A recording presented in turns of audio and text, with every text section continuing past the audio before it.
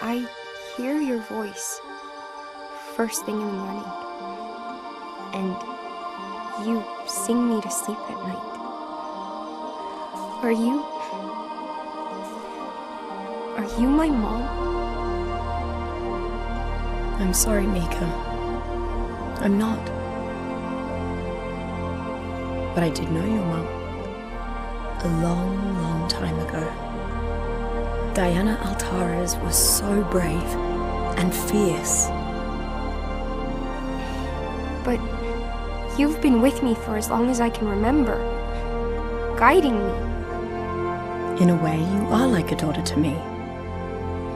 We share memories, thoughts, and feelings. You and I are connected to the technology of the Arks in such a special way. Wait! You're Helena Walker, one of those heroes Dad told me about, from back on Earth. I don't know that I was a hero. I just did what needed to be done. Sounds exactly like what a hero would say. You saved the world. And it took everything. But I know you have that same strength within you, Mika. That strength. So, if you're in my head, do you know how I feel?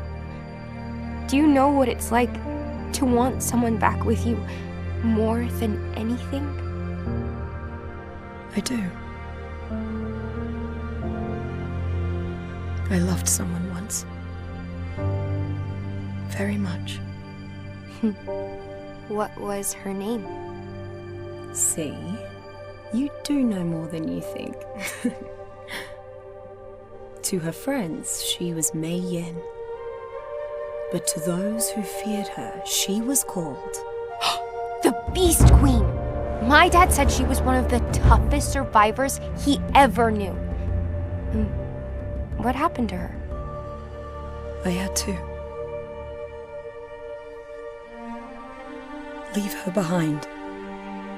But Mei Yin's story continued to the far side of the earth, into frozen wastes shrouded in endless night, where a small pocket of humanity managed to survive the long cataclysm, in a place called Arat Prime. Arat Prime? Where the Arks came from? That's right. Mei Yin traveled there looking for a way back to me. And your mother, Diana. But what she found instead... What? What was it? Tell me! There she found... the stuff of nightmares.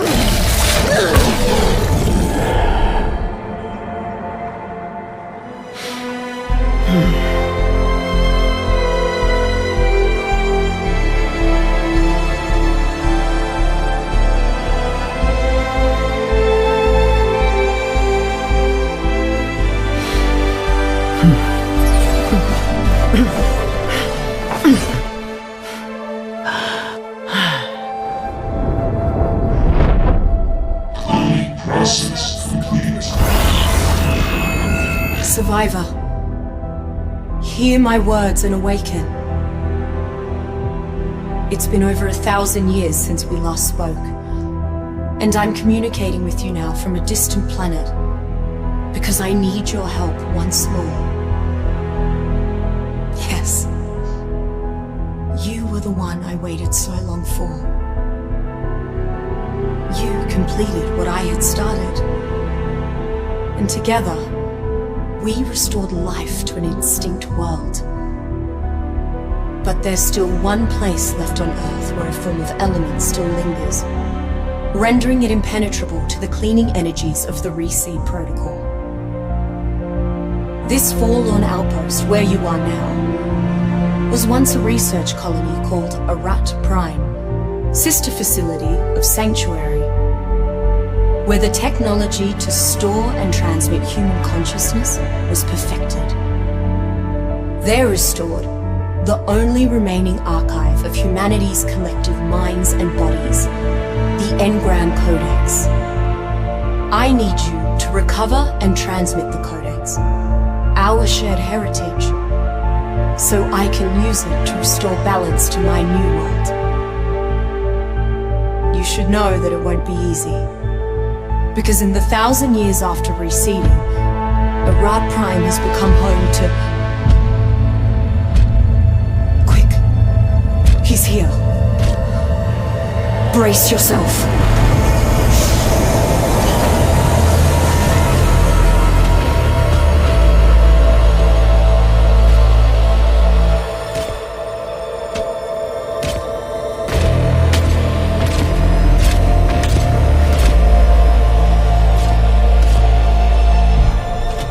The Codex provides a feast fit for a king and his family. And I can't deny myself a taste.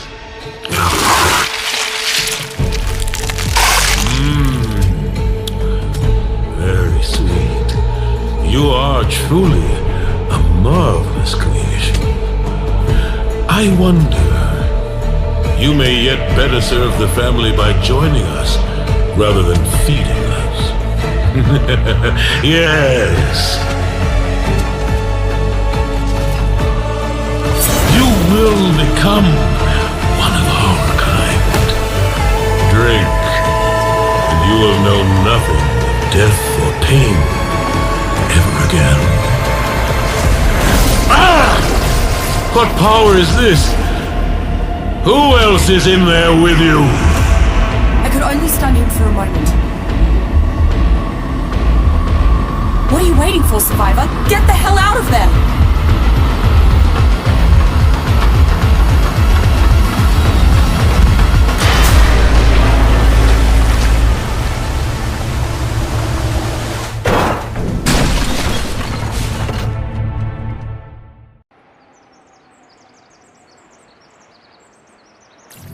The seed ship is away. Project Genesis is a triumph. It's hard to fully accept what we here at Arat Prime have accomplished together. Arguably, the most momentous and audacious thing ever attempted by human ingenuity. Though the mission took all of our remaining resources, everyone that ever lived on Earth now has a chance to survive and prosper elsewhere in the cosmos, thanks to our work. Future generations will surely remember and commemorate our great efforts on their behalf. Perhaps those same descendants will even find a way to forgive us for fouling our home world beyond repair.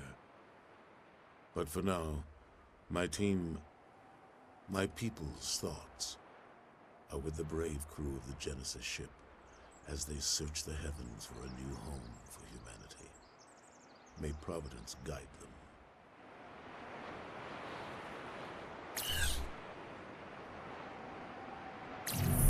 We have always understood our ultimate fate beyond this project's completion. But now, with the launch actually behind us, I find myself less comforted than I had anticipated. Humanity may well live again elsewhere in the galaxy, but we project managers were unable to encode our own engrams into the Codex, a limitation of the system's design. The creators cannot themselves be created. As long as this facility stays operational, we can continue to store our creatures' new memories and experiences into the Engram Codex and upload them across our transluminal communication link with the Genesis seed ship. A person could close their eyes here and then awake to open their eyes in an alien world in the distant future with no sense of lost continuity. That is, someone other than us. But we who labored for generations to preserve the biological riches of the planet Earth, we shall not get to see the results of our efforts. Now that the day has finally arrived, I feel regret. Or is it fear?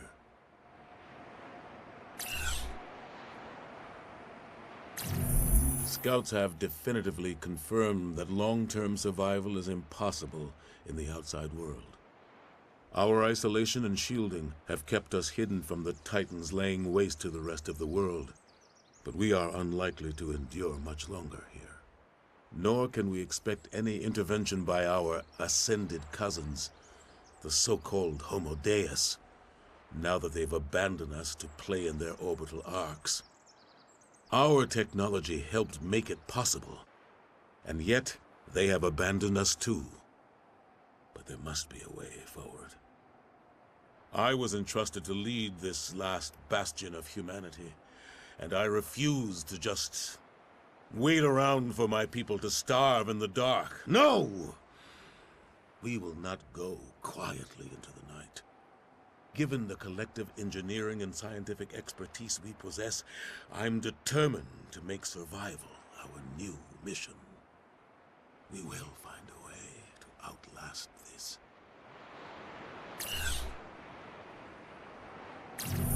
After years of extreme power conservation and enforced austerity measures, we may have found a solution to our dwindling fuel supply. A novel red isotope of the exotic element powering our civilization has been discovered inside our borders, deep under the Antarctic ice. Unlike the blue variant, which provides immense energy, and the purple variant, which creates carbon-based life, the red element seems to have unique properties. This new red element will let us keep the heat on and our energy shielding up once we finish doing some creative reimagining of our infrastructure. But the red element is not comparable in power output to the blue substance, and so the environmental pressures on our closed system of agriculture remain an ongoing threat. Since our world stopped turning altogether, it's becoming increasingly difficult to feed our animals and ourselves. Faced with endless darkness, I'm forced to consider more radical options. I will consult with my colleagues.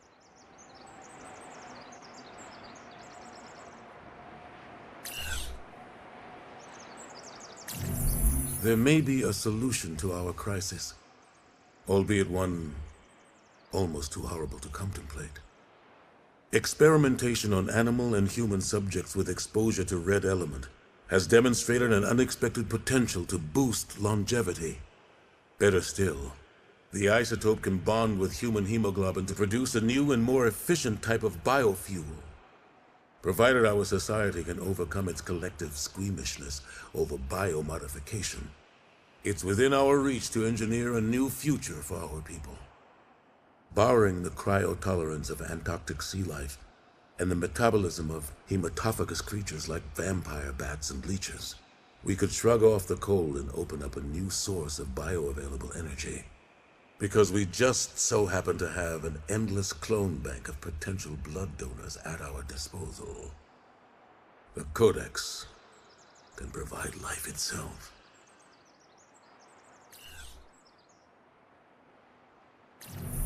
There was predictable opposition to my admittedly radical proposal. Revulsion at the idea of exploiting our precious Codex was only to be expected in a community of such devout humanists.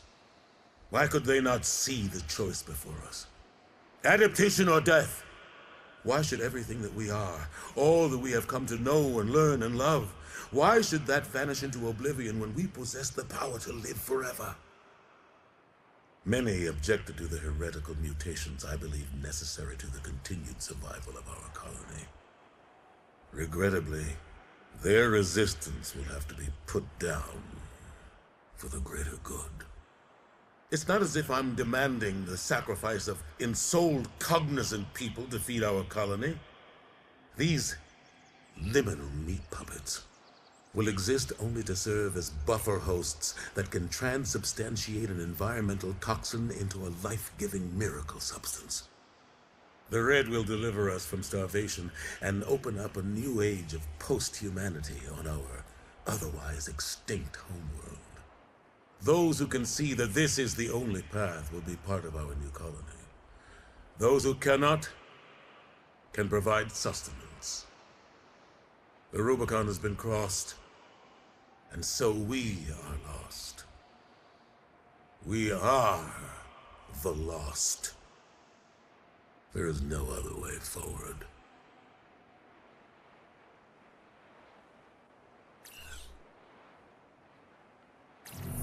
Faced with an existential threat to our continued life on this earth, I was forced to seize supreme executive power in order to implement my solution. The turning of our people has begun. Now begins a period of great chaos as my bioengineered enforcers seek out any dissidents remaining within our borders and enforce compliance one way or another. So many friends and colleagues are now gone, but they could not face the necessity of what had to be done. This new way of life has only come about due to my conviction, my willpower. So it seemed reasonable to stack the deck in my own favor by giving myself the most profound genetic upgrades. After all, a people need a leader, and their leader must be strong.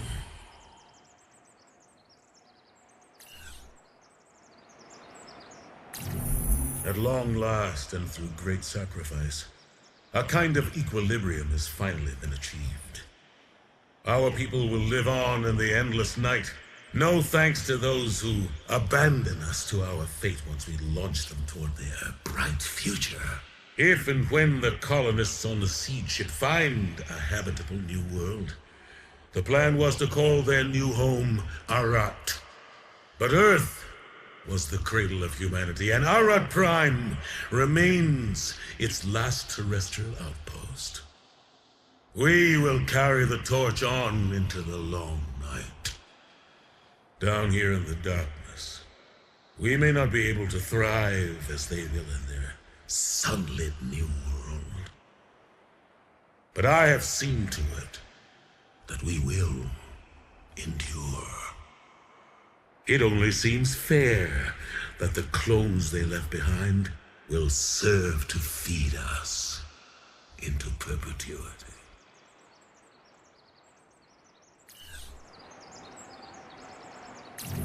So much time has passed without anything to challenge the order of my kingdom that I was slow to react to a surprising new threat. An outsider found her way into my realm, and she is formidable indeed. Li Mei-yin has systematically slain nearly all of the remaining challenges to my throne that I have placed in her way. She appears to be the clone of an ancient warrior who originated on one of the arks built by those others so long ago. Why does she seem to be so single-mindedly determined to find my codex? I must access the records of the ARK network to learn all I can about this remarkable woman and how she came to be here. What drives the unyielding fire I sense in her? And how could it yet benefit my kingdom?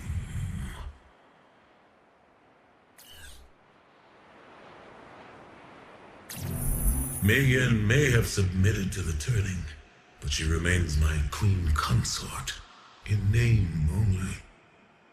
In the centuries since, she has proved to be my most effective enforcer, killing the last of the warlords who sought to overthrow me, leaving my rule absolute. Yet she keeps her distance, holding back her innermost thoughts. I could force her to my will, but that would crush my last hope of true companionship. Most recently, another outsider adversary has arrived on our doorstep. As it happens, someone from my queen's life on the Arks. This clever interloper has begun to corrupt the borders of my kingdom. With mutated wildlife and reanimated thrall corpses he intends to set against us. This invader amuses me. I will leave it to my lost queen to negotiate with her one-time fellow traveler, this Edmund Rockwell. I expect those negotiations will be brief.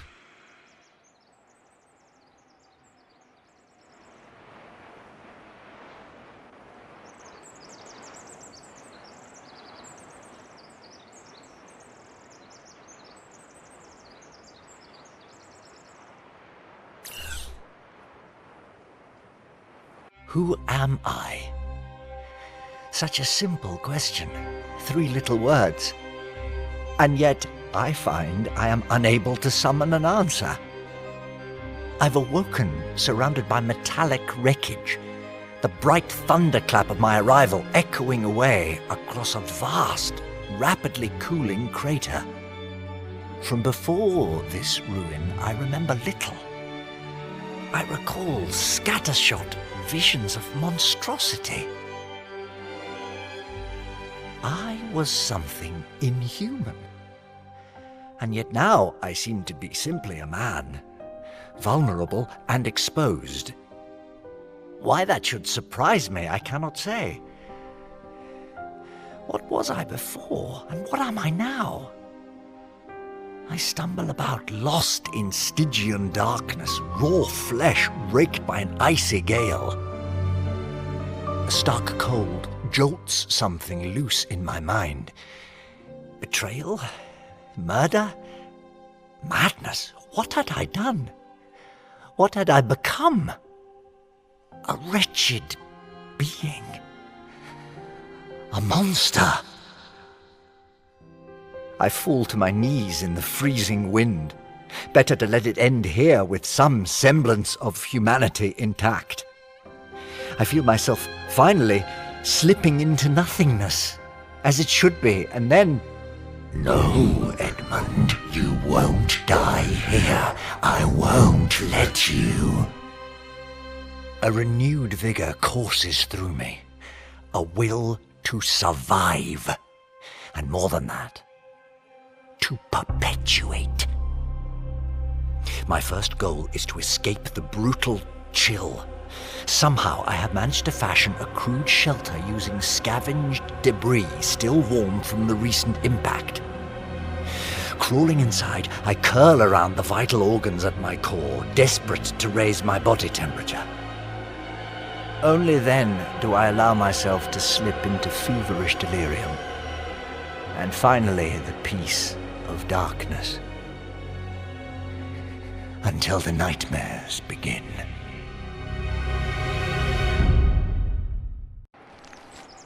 I can recall only shattered fragments of what came before. In fitful bouts of sleep, enormous tentacles reach for me from a terrible abyss. Spine-covered appendages lashing away pieces of my soul. I can almost glimpse a golden light behind it all, struggling to break through that darkness. But there is no daylight to separate my delusions from rationality. Scrambling about for any of the tools necessary for survival, I wonder why I cling so tightly to my sanity. Surely it would be easier to simply become insensate, to let my baser instincts pilot me through this storm. Yet I fight on to sift through the cold ashes of my memories, trying to grasp hold of the last threads tying me to the world of men. Every scintilla of my former identity that I manage to rekindle is infinitely precious to me. That fire must be shielded from these harsh climes and fed until it can light my way forward.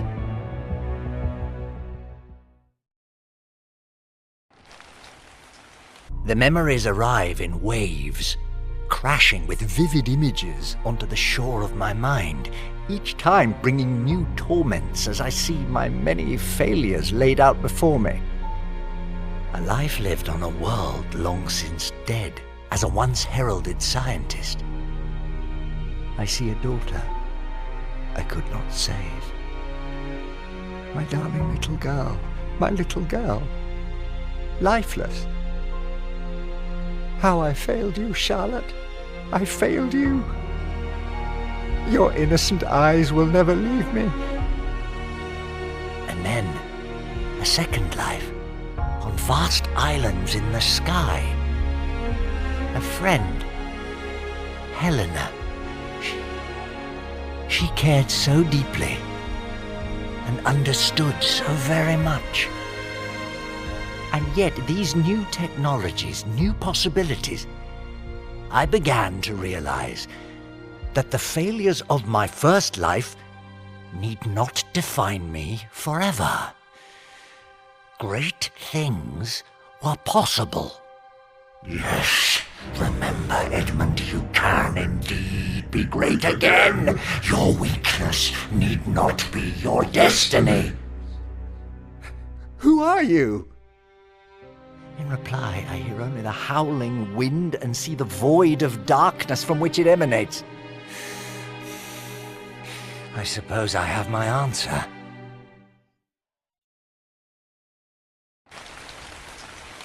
As I make my way out of the wreckage, what I witness chills me far more than this unceasing, pitiless wind. Monstrosities.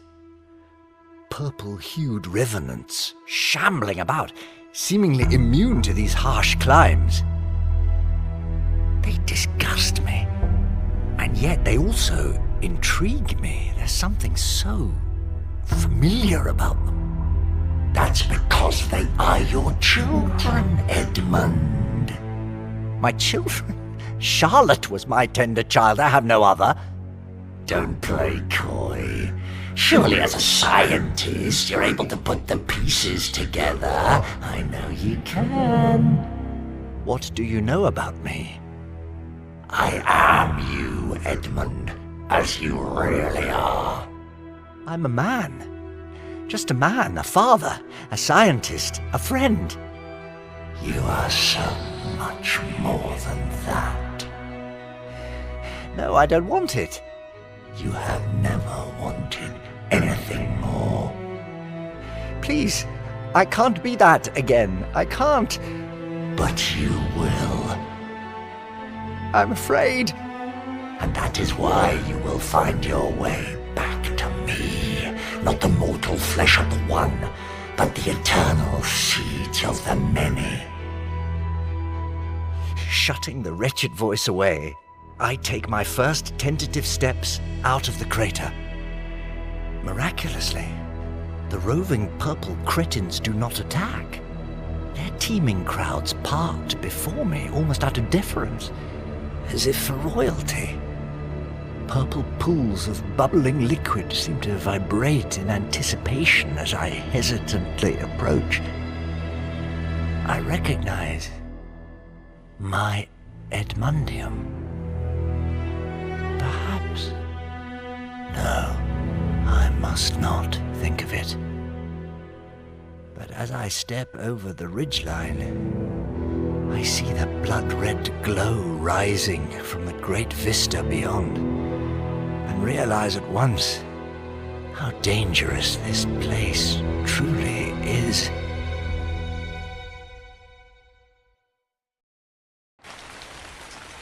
The source of that mysterious glow in the storm turns out to be a dystopian mockery of human civilization erupting from the ice.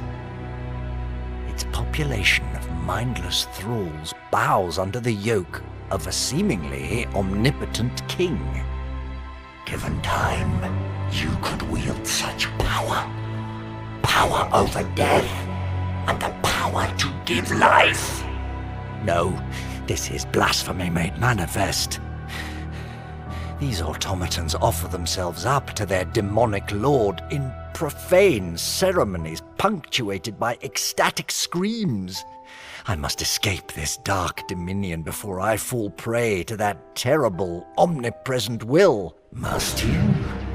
This is merely another challenge for you to research and solve. The air in this necropolis tastes like rust. No. Blood. The toxic red phosphorescence of this place burns my bones from within. The scarlet strain of Edmundium circulating through these arcane machines seems to act at odds with the variety I use to alter and empower my own creations. It's as if these two substances were inverse forces, one cancelling the other. Yes, you're beginning to understand. Now, how might you weaponize that mutual opposition?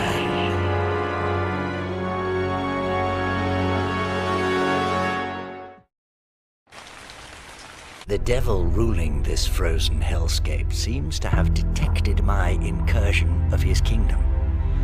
But what can I do to keep his forces at bay, and how long could I hold out here at the fringes of his awareness? Confrontation is inevitable, of course. You must prepare for that. My meager stores of life-sustaining Edmundium are finite, and an impenetrable wall composed of this realm's red energy makes any escape to the outside world unlikely. Perish any thought of retreat or surrender, Edmund. Your only path to survival is to advance upon the denizens of this scarlet realm, learn their secrets, and then take what they have.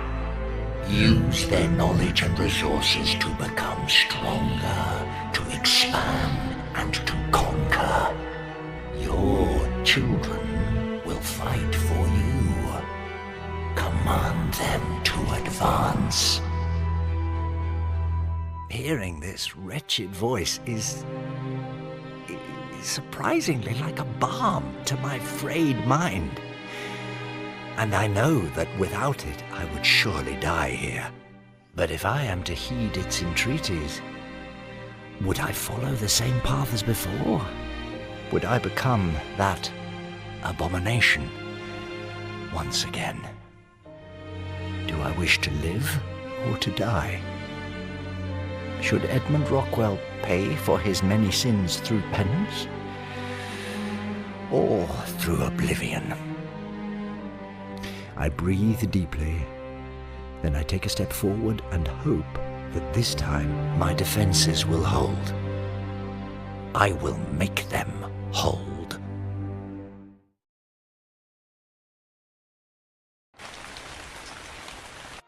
I woke this morning crying over my lost daughter. Those tears still sting my eyes as I work to conscript every local creature within reach to aid in my defense. They bend so easily to the will of the Edmundium, just as before, twisting into new forms as quickly as my thoughts conjure them into being. They serve your will. They would die for their master. What am I doing? I once lost my senses in a quest to bring poor Charlotte back to me, and then I betrayed those closest to me. The rulers of this realm are unbound by such petty moralities. Do not think to confront them while you are lost in such solipsistic quivering. Banish all regrets, Edmund, for sentimentality accomplishes nothing. The wretched voice is right, of course. My pitiable forces won't hold back the devil's hordes for long. But I am no mere animal to be domesticated, nor preyed upon. No animal indeed. Soon you can show them what true power is. Yes, they underestimate me at their peril. They all have.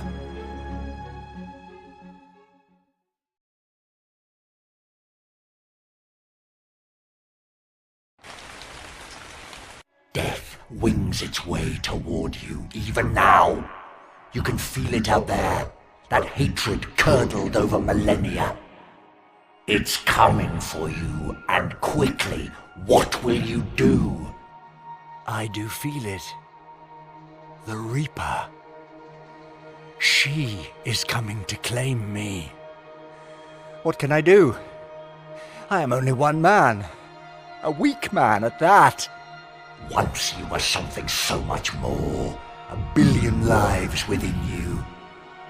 Do you remember the Edmundium singing in your veins? How you played with the furnace of life itself? How all of creation was at your fingertips?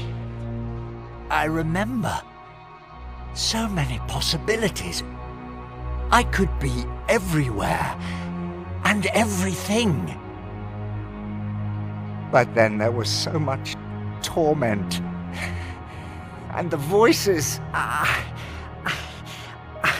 I lashed out without thought. Hurt allies. Made mortal enemies of my friends.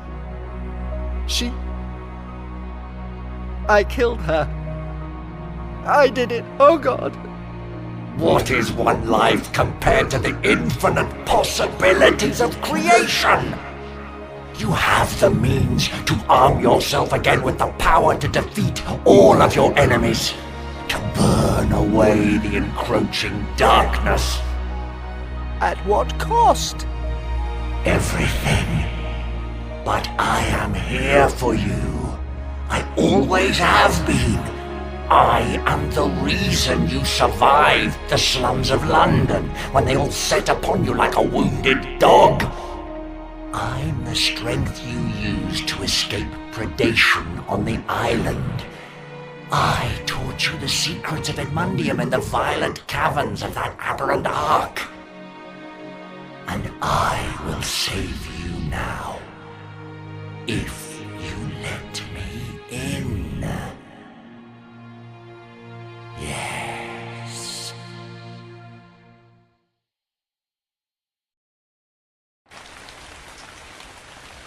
The devil overlord of this realm has set his queen enforcer on me. Trust in the plan. She is a fearsome vision in unholy armor, menace incarnate, an impossibly tall, winged Valkyrie. Why does her relentless, bloodthirsty determination remind me of someone I once knew? Pawns to queen. She slashes her way through my defenses. Mutant and revenant alike fall before her flashing crimson scythes. In the heart of the impact crater, I brace for her arrival. Here comes the endgame. She seizes me up in her claws without a word, lifts me off my feet.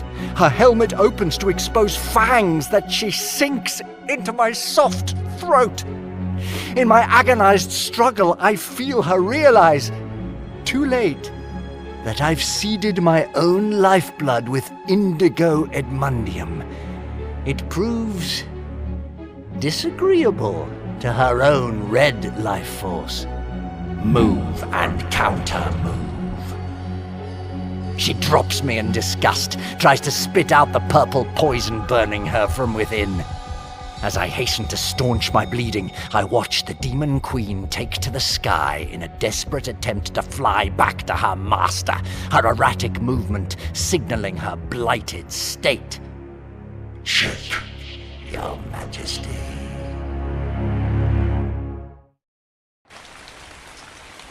I did not bother to rebuild while awaiting a diplomatic overture, and my opponent did not keep me waiting long. Your gambit has worked, Edmund. An envoy has arrived to pledge His Majesty's willingness to cease hostilities and to invite me to his stronghold to discuss terms. Despite all the arcane knowledge at his disposal, the Devil King must not know how to cure his queen. Even now, she must be writhing in agony in one of his towers. Savor your triumph. He will suffer me to live only as long as he still needs me to cure her. The adversary knows you have found his weakness. I suspect we will not enjoy each other's company. Such close proximity of our contrary forms of Edmundium should make for an uncomfortable meeting of the minds. Good. He should suffer as we have. They all should. Yes, I know now why I listen to you, wretched voice. Without you, I am just a man. I can be tormented. I feel regret and grief, love and pain and guilt. Those things, those simple human frailties which have weakened me since I took my first unsteady steps onto this grim earth. I can simply let them all go. Because with you, I am a god.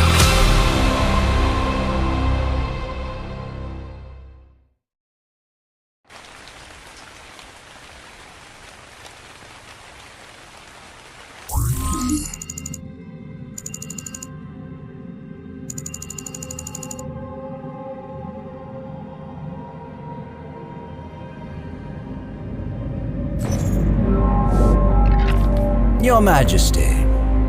Sir Edmund Rockwell, or is it Dr. Rockwell? You are a man quite far outside his proper time and place.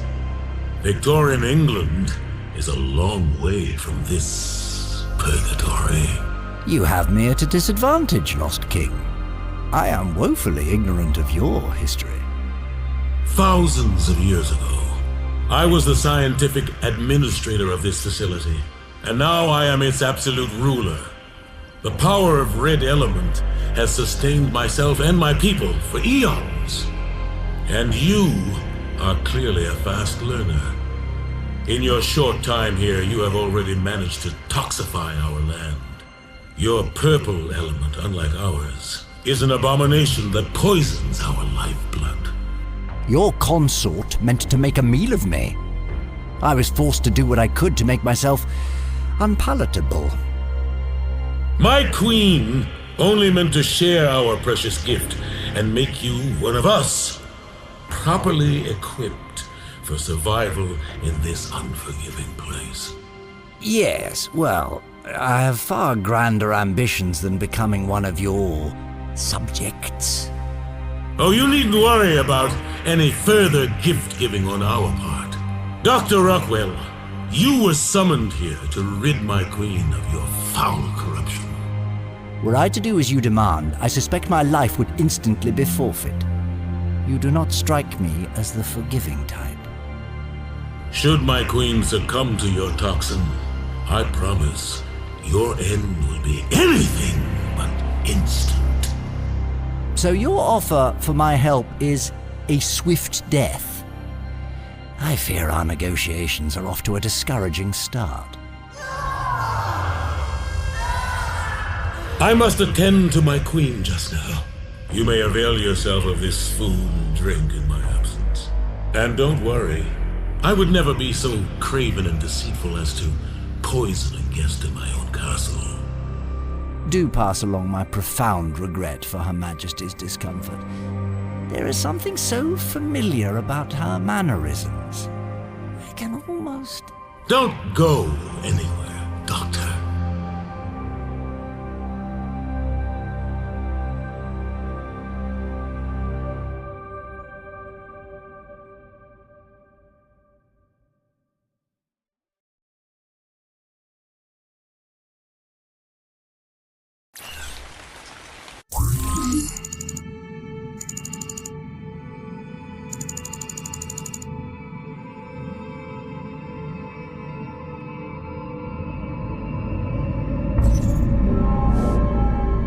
Tell me, how fares the Queen? She suffers from your treachery. Will you or will you not rid her of your poison? Assuming that you even can. I believe myself quite capable of curing her affliction in short order. With all of your knowledge, you could probably do the same, given sufficient time. But how much longer can you afford to delay treatment? She grows sicker by the hour, I presume. As the Edmundium works its way through her system, she'll soon hear the voices. My voices. Too far, Doctor! Majesty, I only want the freedom to prosper, untroubled and free of your sphere of influence. You betray your ignorance of recent events.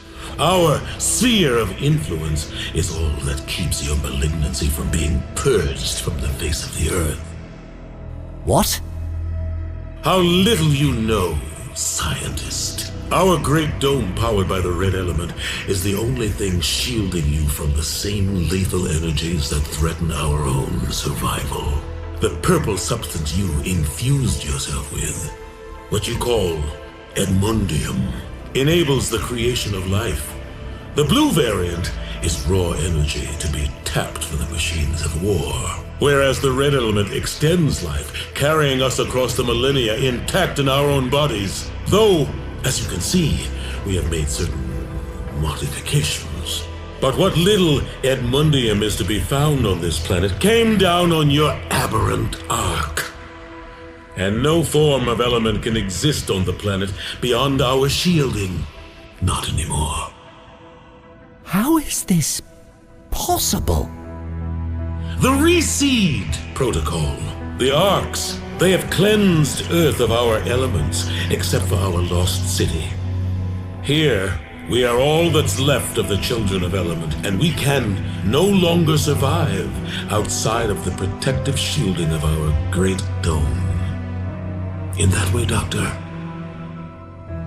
we are alike. All my plans. We are sealed away here in the darkness together forever. I'm so glad we finally understand each other.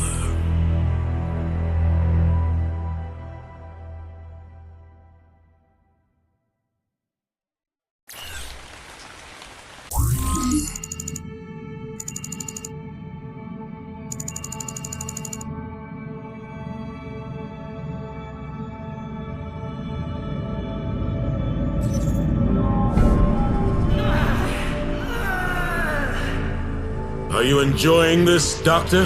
Does the suffering of my dying consort amuse you? I assure you it does not. But the Queen's affliction is a direct result of her unprovoked assault.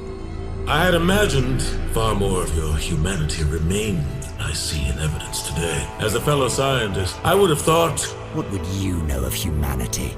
You appear to have bred all willpower out of your subjects, made them little better than workhorses and livestock. It's almost amusing to be judged by a walking anachronism. It's past time I gave you a history lesson. I was once as human as you were, long ago. In my early life, as Darius Anthem, I was in charge of the Arat Prime facility on this site, where we successfully completed mankind's final and finest work, Project Genesis. We compiled a codex containing the genetic, epigenetic, and engrammatic data of nearly every living being to have ever evolved on Earth, and launched a copy to the stars. A chance for Earth's life to begin anew, elsewhere in our galaxy, on a new Arat. Quite an achievement, rivaled only by your sharp ascent from chief administrator to sovereign ruler. Why should we, with all our knowledge, have vanished from the face of the Earth? Why should our souls vanish into nothingness, while untold generations are to enjoy the future we labor to build for them? Was death to be our own reward for saving all of humanity? No! I was the only one who could lead my people through that long period of tribulations after the cataclysm left us alone in an uninhabitable world.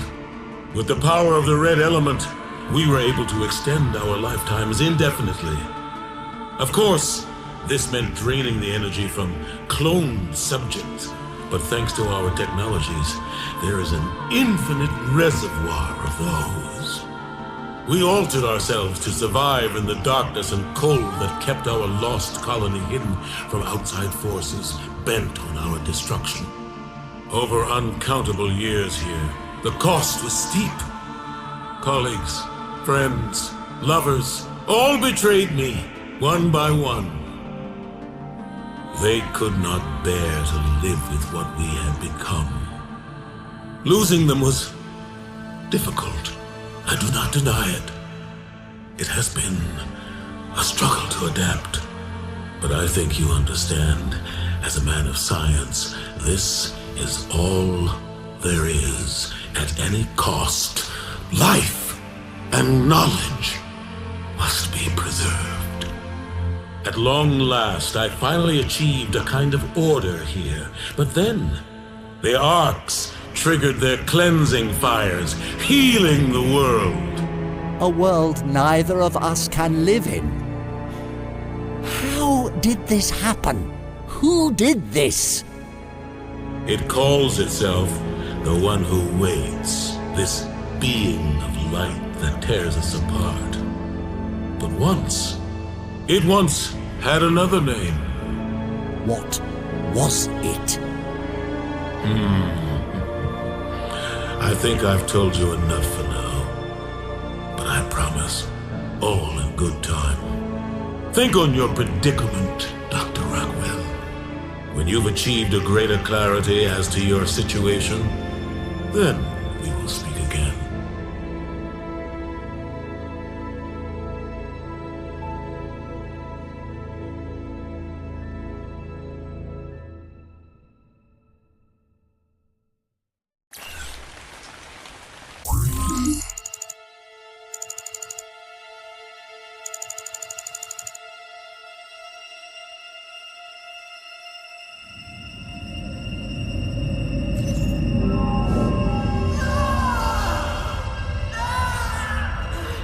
No more stalling, Doctor.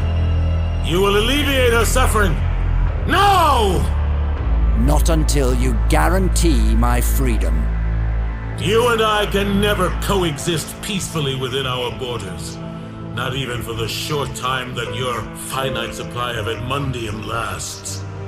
The red and the purple, they are opposites, fated to destroy each other whenever they come into contact. Agreed. And as I cannot leave this place without being destroyed by the so-called cleansing fire, I must find another way to continue my evolution. What is it that you're after? You mentioned lofting a voyage to explore the heavens from here long ago. Indeed! It so happens we are still in contact with our interstellar craft. It travels through the slipstream in the hope of finding a better world. I wish to join that voyage. I wish to help them find their place among the cosmos. I'm sure you do. Cure my queen, and I will transmit you across the galaxy to the seed ship. All this time you have been able to jump to your ship and escape the state of this world. We who created the Codex cannot become part of the Codex. It is impossible for my kind to transmit ourselves through the slipstream. But I have no interest in starting over again on some alien world across the galaxy.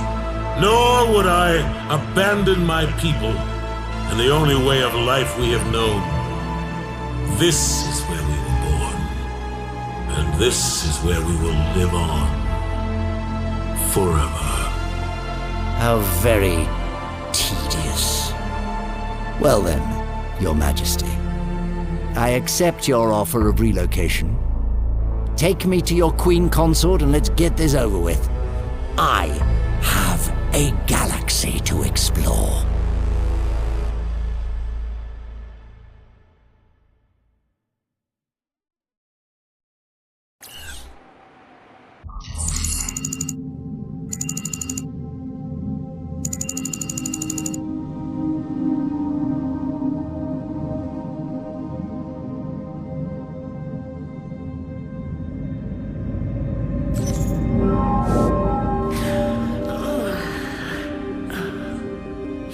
It seems she will live on.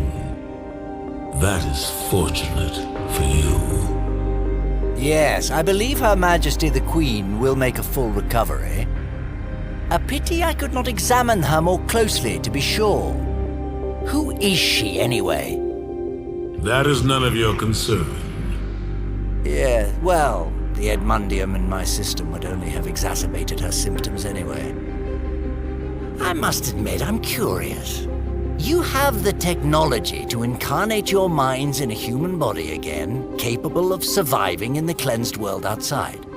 Why are you satisfied to rule an enclave in hell, when all along you could be welcomed back into paradise?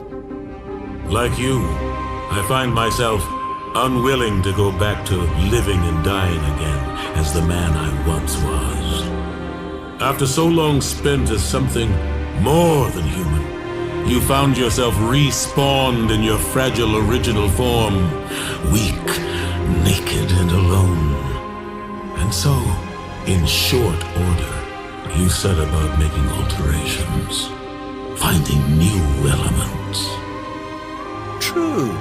The human condition seems so limiting now. All of the things we were once told were virtues, they were only weaknesses, to be evolved beyond. Once you kick yourself free of those constraints, the possibilities are endless. I do believe we understand each other. Time then for me to fulfill my end of our bargain and rid my kingdom of your presence once and for all.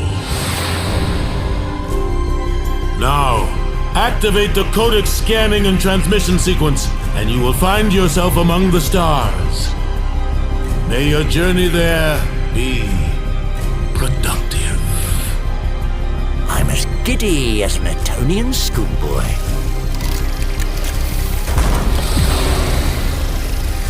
Before I go, you mentioned the one who waits, this implacable being which destroyed my precious Edmundium. I must know, who was it? It was once called Walker. Helena Walker.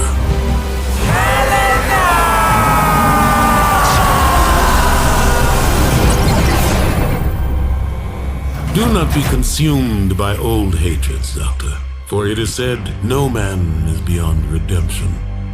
Perhaps not even the two of us.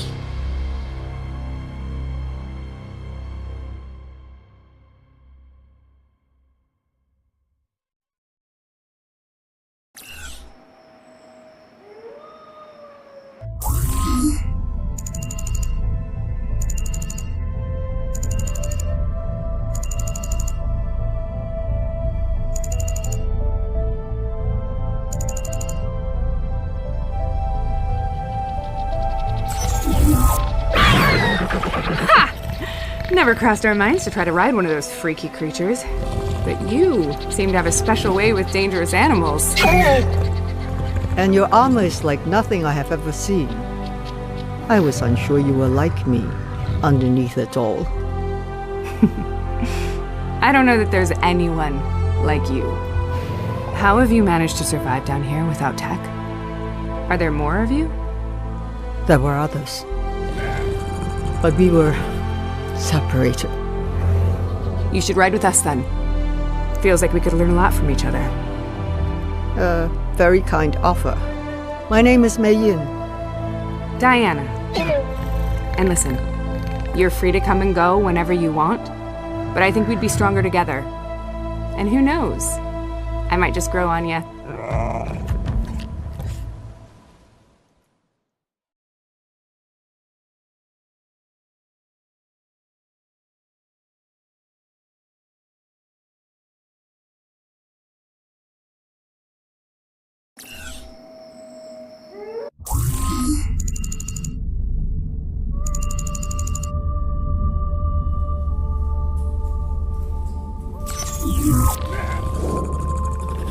Was it your people that built these arks? No way! We're just a bunch of grunts. Oh, right. You're not from the 24th century. We're soldiers. So we are all strangers, lost in these tunnels. You're right that all of this seems artificial, but whoever made it, they're way beyond us. You people, your tech is all far beyond me. Oh, I don't know about that. You seem quick to adapt. Bet you're handy as they come in a firefight. Look, how about we set you up with some of our gear back at camp? And I can show you the basics.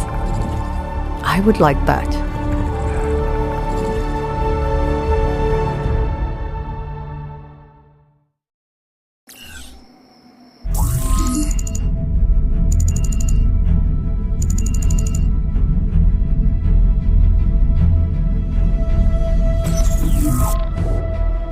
He's impressed with your progress. I can tell. I am too. You are the better teacher. Thanks. But we're lucky to have his tech expertise. Santiago knows his way around that junk better than anyone. That said, he and I were once on opposite sides in the war. Time was I would have dropped that guy on sight. Phew. Seems that times change. Hearts too. Happens when you save someone's life. They save yours. That sounds like a challenge. What you hear is me asking you to stick around. Keep at it. It would be hard to strike out alone again in this poisoned wilderness. You do, and we may never get that chance to save each other. Very well. Just give me time to nurse my wounded pride. And I will master the art of those, what did you call them? Jetpacks? Jetpacks. But first, I think we both need a break. I will cook us a stew with these small creatures I've caught. You do know the way to a lady's heart.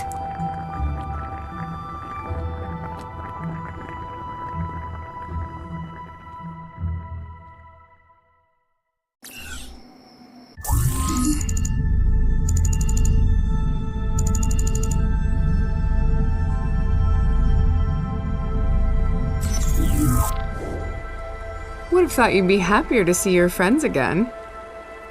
Okay, maybe not the creepy old guy. I never expected to see Helena again. We were very close. Oh yeah? Close? Like you and I close? Yes.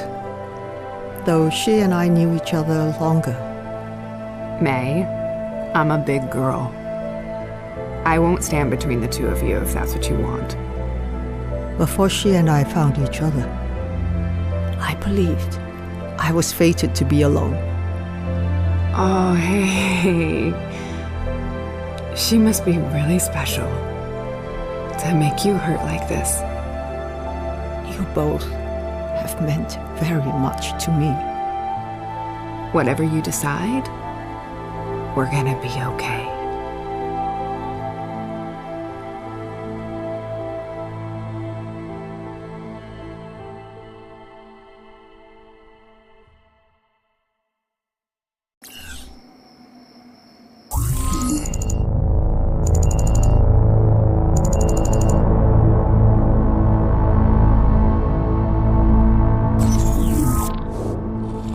Your old flame took to our battle armor faster than any recruit I can remember. It's weird. Almost feels like the tech is meeting her halfway. It still is dangerous to bring her into the wilds. I would feel better if you were coming along. Nice of you to say, but someone has to keep an eye on our good doctor. Besides, this way you two can get a chance to catch up, rekindle the fires and all that. Jude, stop. Bringing Helena on this mission was not my idea. I know, dummy. Who do you think put the word in Santiago's ear? She's ready. So are you. His ear, huh? Sounds like you're the one already starting new fires. Yeah, well, you know me, Mayan. I'm a shooting star, baby. Santi and I we share something from that future we both came from. It's different with him from you and I, but it's real too. So I'd appreciate you making sure he gets back in one piece. I understand. We will both see you again soon, Diana.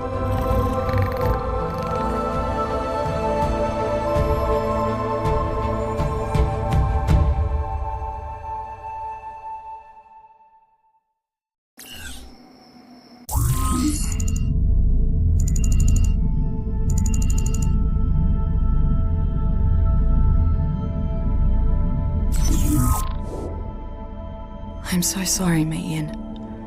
I could feel how close you two were. She said the same thing about you and I.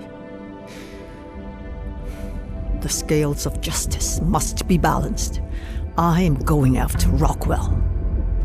Yeah, I figured that. Let me come with you. Only if you promise not to stand in my way. This is more than revenge. No, I agree. If we let him get away now, who knows how far his sickness will spread. Believe it or not, Diana would be pleased to see us together in this. She sure had an open mind. And a big heart, too. One of a kind. Unless those cloning machines, our implants... Me and my big mouth. Sorry. I'm still dealing with what we found. We all are. It's just... I can't think about any of that right now.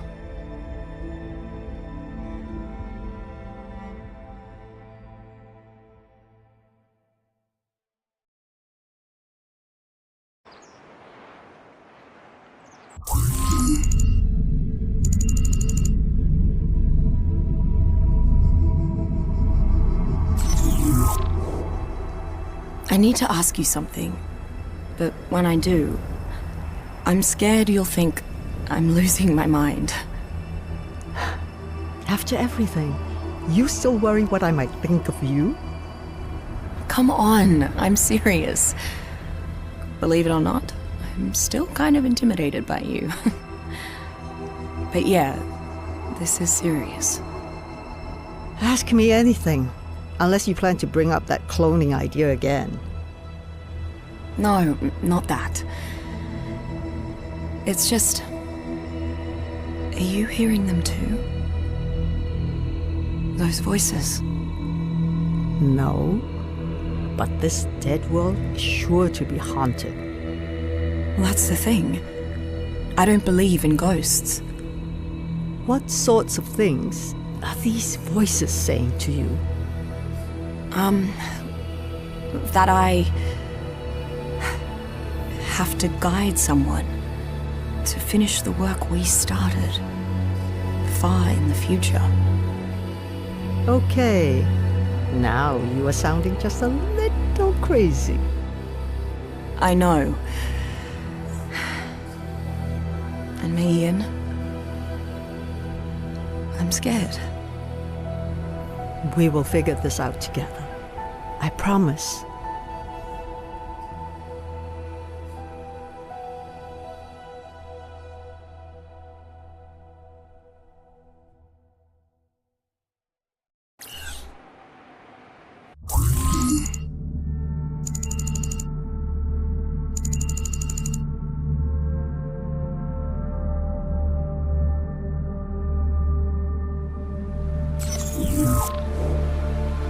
I'm telling you, we're both in.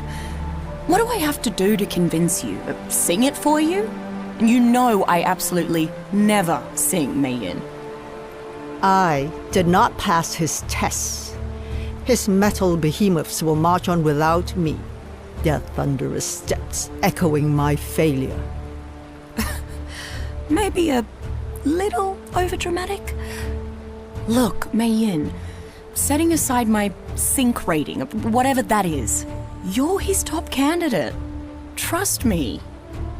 Oh, so now Santiago has your year? What? No. Though I did sort of peek at his notes about you. Okay, sure. He's worried about your emotional state. But so am I. I can handle my own emotions. But should he not know that you are hearing voices? Hey, not cool. What happened to figuring things out together? Together. That's it. Let me help you. Because when I'm in that cockpit, it's almost like all that tech is... Meeting you halfway. Yeah, exactly. So, maybe it's your turn to follow my lead. Where you go, I will follow.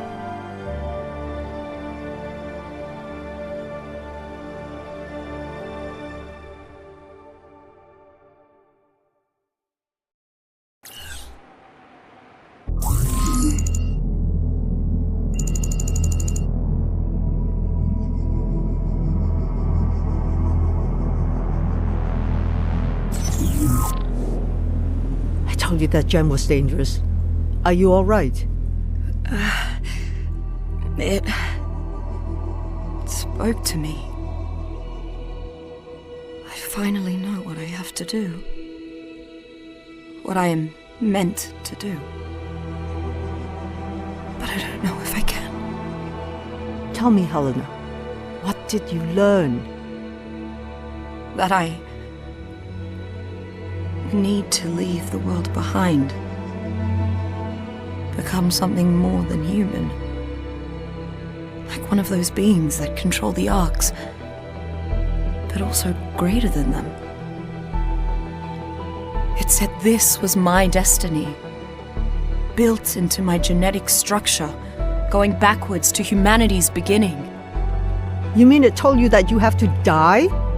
What the hell kind of destiny is that? I don't know. But it's not death, Mayun. It's not life either. Not exactly. More like existing in a state at one with the universe, outside our bounds of time and space. I think from there, I can cross over to the time when Earth can truly be healed and make sure it happens. And why should you have to pay for their mistakes? Haven't we both sacrificed enough already? Isn't there some other way? I wish there was.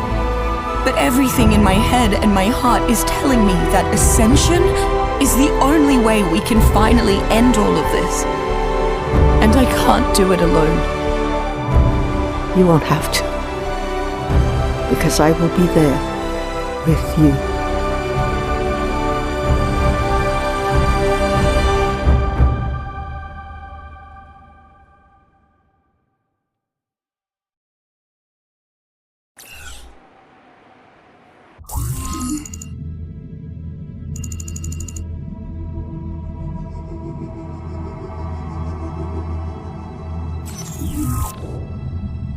You don't have to do this. You can be healed. With all of the devices in this place, you can be restored. Please understand. This is what was always meant to be. I can hear it so clearly now. What? What is it? What do you hear, Helena? A song. One we've been singing since time began. Don't you leave me alone. Not again. There's still hope for this world, Maya. For life to return to it. But for that to happen, I have to guide the one who will finish this. What about your life? What about ours? Forgive me. I can't activate the process myself. Only you can set me free now, to ascend. Please, Mayan, my brave warrior, my unbreakable heart, I'm begging you. You have the strength to let me go. Damn it all.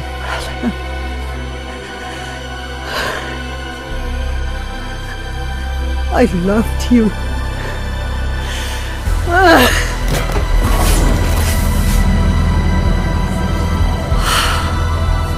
Thank you. Never forget me. We're all part of the dream. It's nothing more than that. And I'll always love you there. Can you hear the music? It's so beautiful.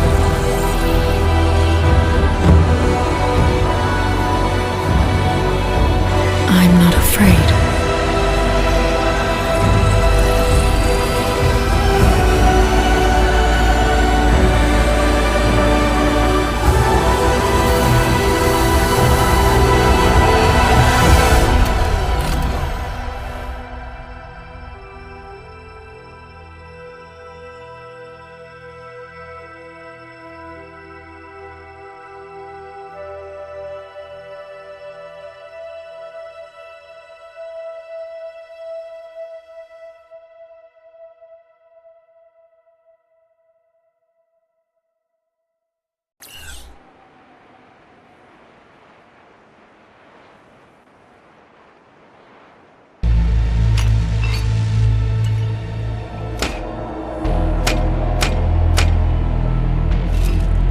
I should kill you for invading our refuge like this.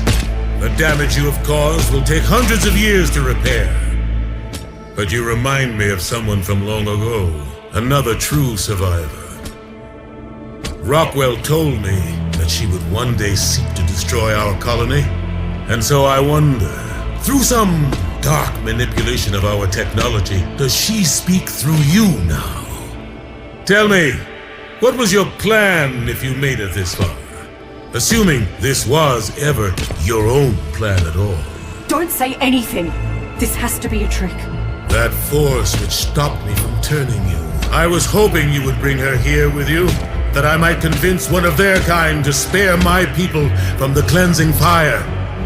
You see, we do not wish to join their world, and with it, suffer the inevitable decay and corruption of mankind. All of the terrible sacrifices my people have made have been simply to live in peace among our own. Show yourself, Puppet Master! No? She refuses to present herself after all. You are a disappointment. Gigadesperus! Your master beckons!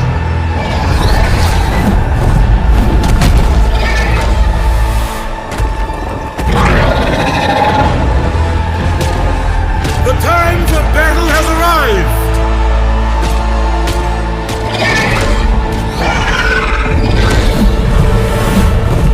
Now, I am going to kill you!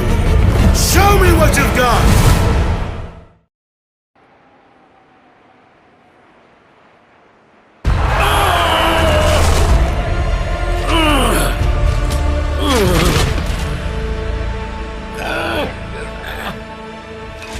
If I cannot stop you, there is still someone left who can.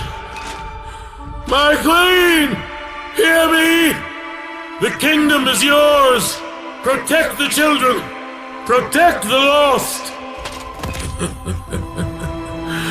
You will not.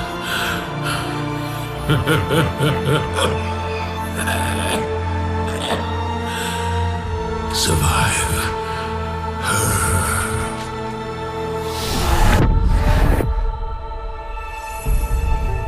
His queen. I'm accessing what I can of the codex to see what he's... Oh no. How could I have missed this?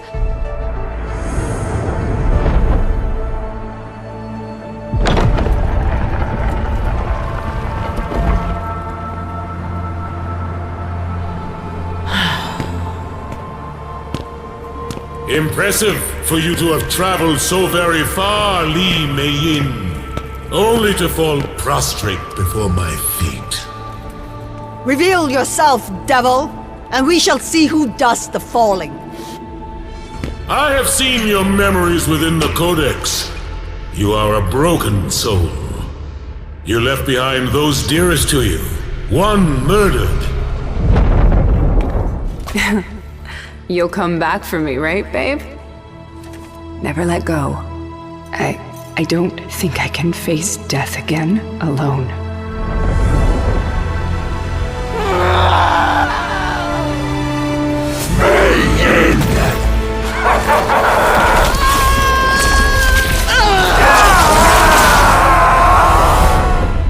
And watched another vanish into nothingness.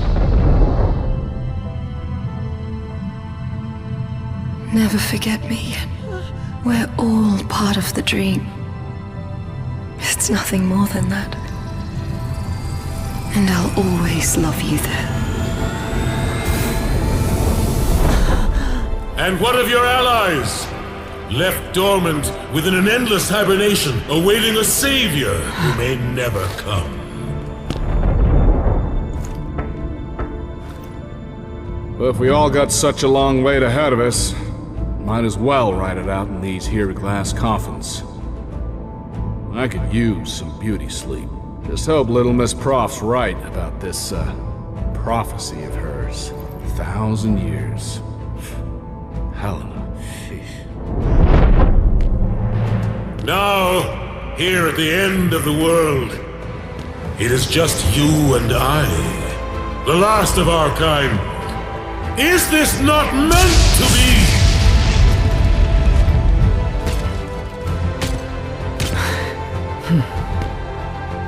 Time has not been kind to you, Lost King. Such is the price of eternity, but only a pittance for its many spoils. The true price was your soul and those of your children. You know what I'm here for. Give me the Codex, and I will leave you in eternal peace. To give you that would force my kind into starvation. Besides, only I know how to deploy the Codex to create life. Here is my offer. Join us as my consort, and when the Earth is finally cleansed, then we shall accomplish what you seek and bring your beloved pair back into the world. I would never become one of your kind. Hand over the Codex now, or I will take it from you.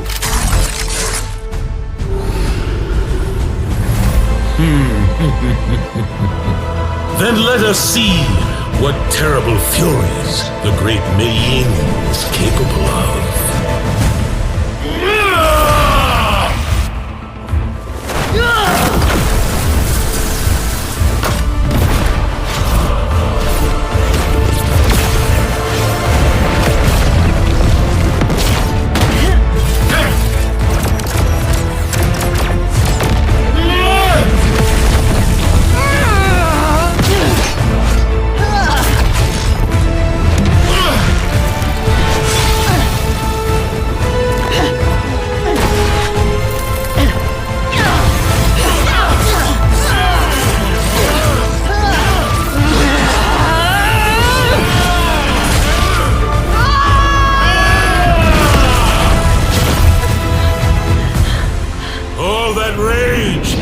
Such power!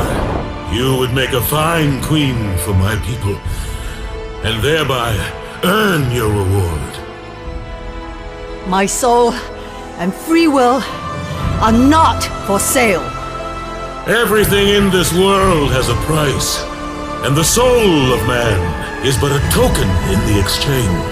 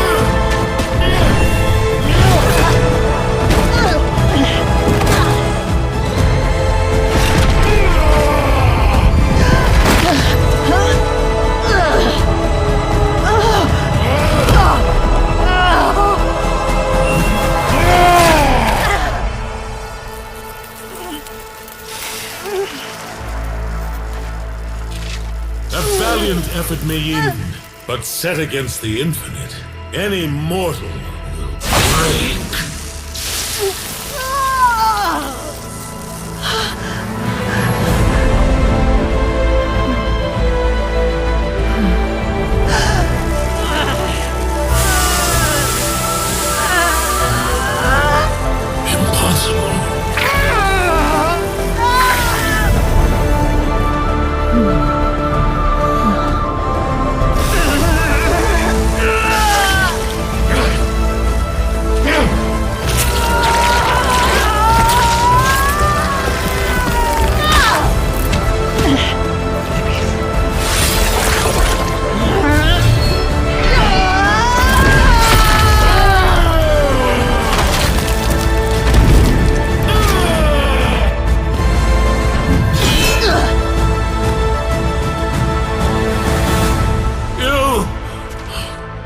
Cannot be broken, but only I can use the codex. Kill me, Mayin, and you kill them. You can do this, May. You can wait out the long dark. 1,000 years of darkness for another lifetime together. Hide yourself away, deep inside. You will need to stay so strong, as you always have been. Unbreakable.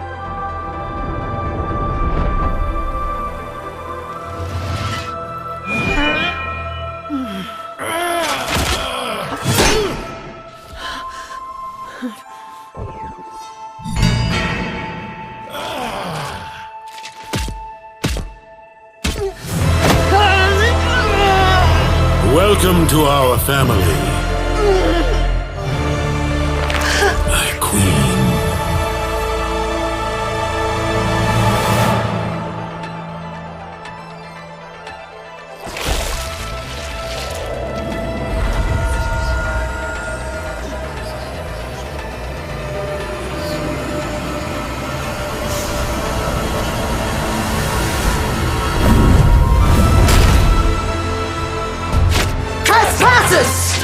You should not have come here. You will feed the lost children, and your strength will be added to theirs, and to me, their queen.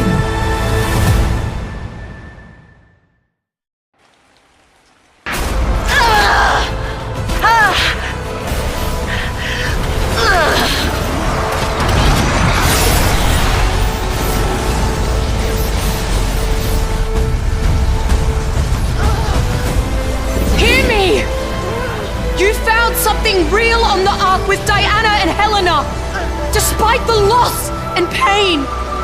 Something you thought you lost in your first life, thousands of years before. What? What did I find with them? Yourself. Your true self. Li Mei-yin. And she's still there within you now.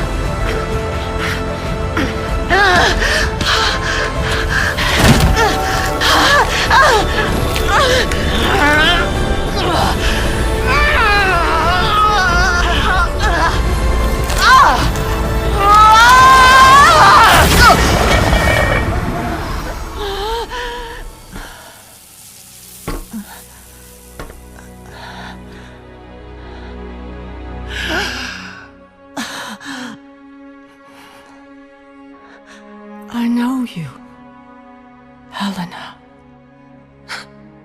And I know you, Mei-yin.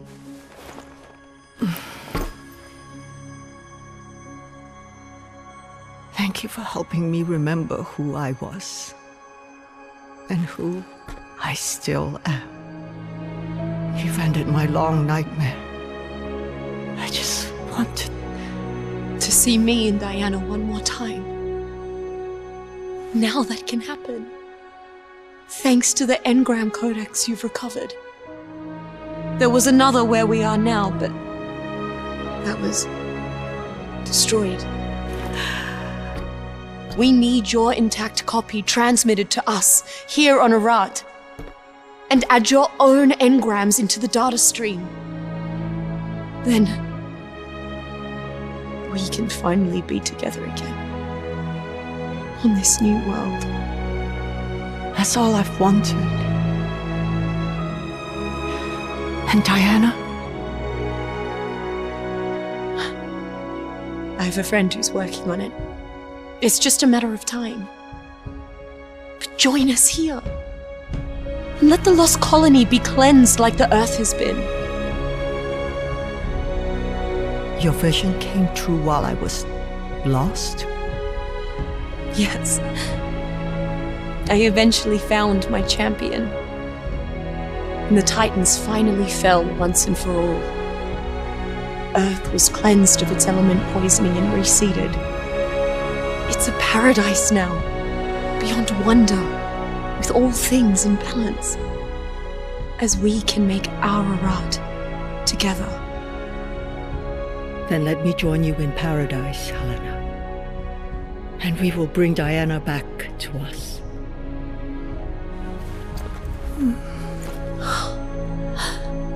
Everything will finally be set right.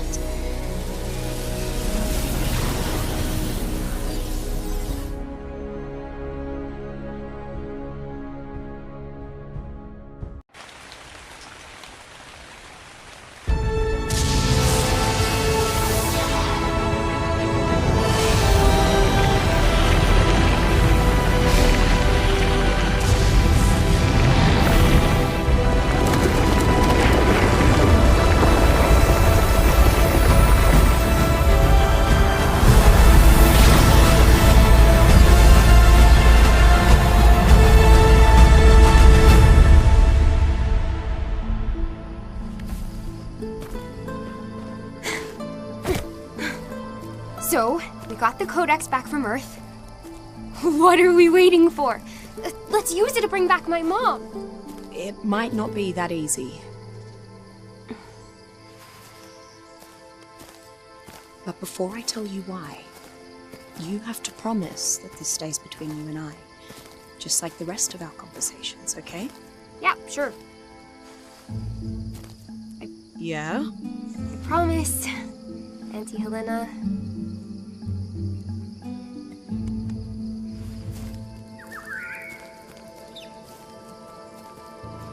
Buried deep within this planet is the core of the seed ship that brought us all here. We need to input the complete copy of the codex into its respawn matrices before we can revive Diana, Mei Yin, or anyone else. And that might not be that easy. Why not? I had to scuttle the seed ship to stop it from being overtaken by a terrible monster.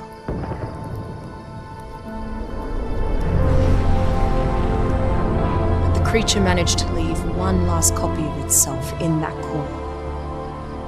And while it was isolated over the past millennium, the entity was dormant and inert. And if we go down there, we might well awaken whatever remains of it.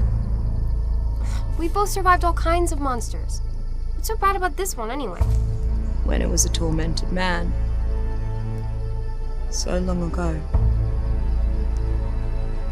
His name was Edmund. Wait! There's someone following us. Yes, there is. But where we're going to need his incredible strength and spectacular skills and mighty heart. Were you expecting some other handsome, hairless hero? Well, you got me.